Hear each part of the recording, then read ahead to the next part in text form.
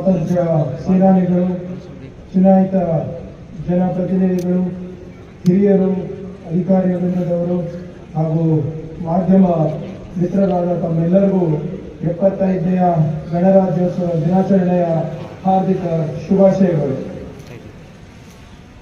August 15 ಹಾಗೂ ಜನವರಿ 26 ಈ 2 ದಿನಗಳು ನಮ್ಮ ಸ್ವತಂತ್ರ ಭಾರತದ ಮಹತ್ವಪೂರ್ಣವಾದಂಥ ದಿನಗಳಾಗಿವೆ.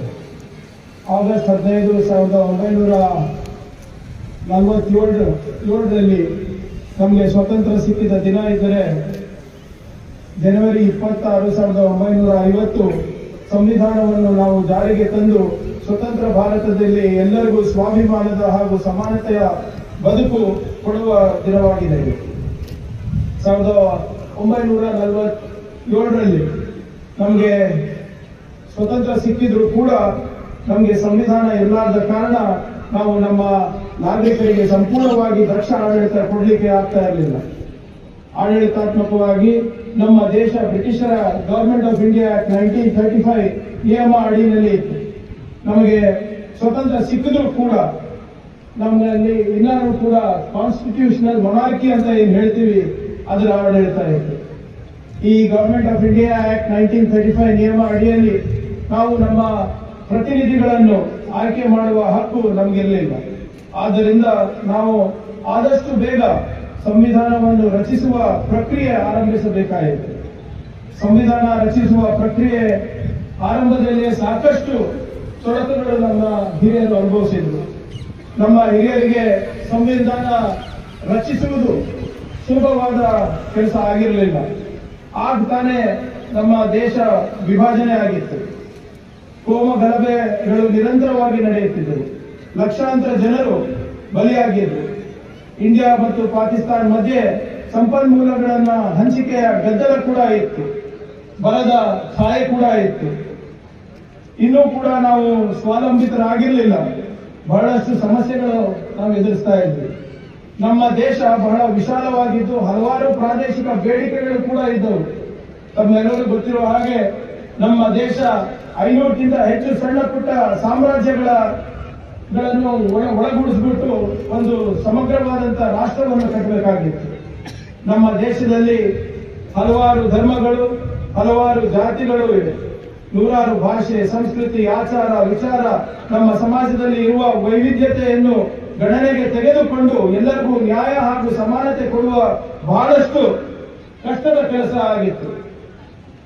ಆದರೆ ನಮ್ಮ ಸ್ವಾತಂತ್ರ್ಯ ಸಿಕ್ಕಾದ್ಮೇಲೆ ಇಡೀ ವಿಶ್ವ ಭಾರತ ದೇಶದ ಕಡೆ ನೋಡ್ತಾ ಇದೆ. ಬಹಳ ಕುತೂಹಲದಿಂದ ನೋಡ್ತಾ ಇದೆ.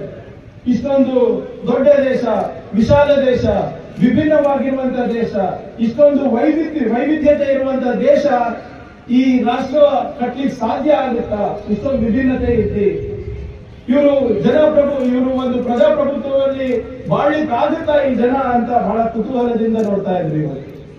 ಯಾವ ರೀತಿ ಕಾನೂನನ್ನ ನಾವು ಚಾಲನೆಗೆ ತಂದು ಪ್ರಗತಿಪರವಾದಂತಹ ಒಂದು ರಾಷ್ಟ್ರ ಆಗ್ತೀವಂತ ಕುತೂಹಲದಿಂದ ಇತ್ತು. ನಾವು ಸಮೃದ್ಧ ಆಗ್ತೀವ ಇಲ್ಲ ಅಂತ ಇಡೀ ವಿಶ್ವದಲ್ಲಿ ಒಂದು ಅನುಮಾನ ಕೂಡ ಇತ್ತು. ಬಹಳ ಜನ ಭಾರತ ದೇಶ ಉಳಿದಿದ್ದಿಲ್ಲ ಅಂತಲೇ ಭವಿಷ್ಯ ನುಡಿದಿದ್ರು. ನಿಮಗೆ ಆಶ್ಚರ್ಯ ಆಗ್ಬಹುದು, ನಮ್ಮ ರಾಷ್ಟ್ರ ಸ್ವಾತಂತ್ರ್ಯ ಪಡೆದ ಮೇಲೆ ಇದರ ಚರ್ಚೆ ಬ್ರಿಟಿಷ್ ಪಾರ್ಲಿಮೆಂಟ್ ಅಲ್ಲಿ ಕೂಡ ನಡೆಯಿತು. ಬ್ರಿಟಿಷ್ ಪಾರ್ಲಿಮೆಂಟ್ ನಲ್ಲಿ ನಮ್ಮ ರಾಷ್ಟ್ರಕ್ಕೆ ಸ್ವತಂತ್ರ ಕೊಡಬಾರ್ದಂತ ಒಂದು ಚರ್ಚೆ. ಅವಾಗಿನ ಹಿಂದಿನ ಬ್ರಿಟಿಷ್ ಪ್ರಧಾನಮಂತ್ರಿ ಆದಂತಹ ವಿನ್ಸ್ಟನ್ ಚರ್ಚಿಲ್ ಅವರು ಬ್ರಿಟಿಷ್ ಪಾರ್ಲಿಮೆಂಟ್ ನಲ್ಲಿ ಘಂಟಾಘೋಷವಾಗಿ ಹೇಳ್ತಾರೆ, ಈ ದೇಶಕ್ಕೆ ನಾವು ಸ್ವಾತಂತ್ರ್ಯ ಕೊಡಬಾರದು. ಏನಾದ್ರೂ ಕೊಟ್ರೆ ಇವರಲ್ಲಿರುವ ಜಾತಿ, ಧರ್ಮ, ವಿಭಿನ್ನತೆ, ಏನ್ ವಿಶಿಷ್ಟತೆಗಳಿವೆ ಅವೆಲ್ಲ ಬೇರೆ ಬೇರೆ ಇರುತ್ತೆ. ಅವರು ಒಂದಾಗಿ ಬಾಳ್ಲಿಕ್ಕೆ ಸಾಧ್ಯ ಆಗಲ್ಲ. ಇಂಥ ರಾಷ್ಟ್ರಕ್ಕೆ ನಾವು ಸ್ವತಂತ್ರ ಕೊಡಬಾರದು ಅಂತ ಬ್ರಿಟಿಷ್ ಪಾರ್ಲಿಮೆಂಟ್ ನಲ್ಲಿ ಅಭಿಪ್ರಾಯ ಪಡ್ತಾರೆ. ಇಷ್ಟೊಂದು ಕಾಂಪ್ಲಿಕೇಶನ್ಸ್ ಇದೆ ಈ ದೇಶದಲ್ಲಿ. ಈ ದೇಶ ಬಹುಶಃ ಇನ್ನೇನು ಒಂದು 5-10 ವರ್ಷದಲ್ಲಿ ಮತ್ತೊಮ್ಮೆ ಅರಾಜಕತೆಗೆ ಇಳಿಯುತ್ತೆ ಅಂತ ಕೂಡ ಚರ್ಚೆ ಮಾಡ್ತಾರೆ. ಒಂದು ಅದ್ಭುತವಾದಂತಹ ವಿಷಯ ಏನಪ್ಪಾ ಅಂದ್ರೆ, 2ನೇ ವಿಶ್ವ ಯುದ್ಧ ಆದ ನಂತರ 35 ರಾಷ್ಟ್ರಗಳಿಗೆ ಸ್ವತಂತ್ರ ಸಿಕ್ಕಿತು.